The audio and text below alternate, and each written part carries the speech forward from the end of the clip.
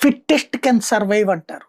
అలాగే అడవిలో దిగిన తర్వాతన బలమున్నోడిదే రాజ్యం. ఇప్పుడు ప్రపంచం మళ్ళీ బలమున్నోడి రాజ్యం వైపుకి పోయింది.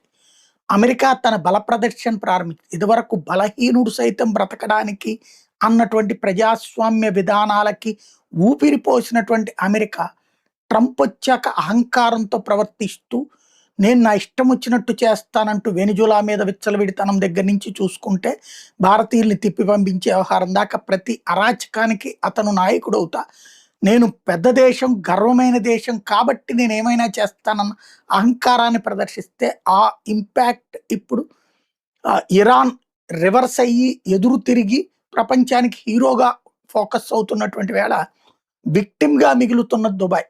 ఇప్పుడు దుబాయ్ తనని తాను తేల్చుకోవాల్సిన సందర్భం వచ్చింది. మిగతా దేశాలందరితో కలిపి దాడికి దిగక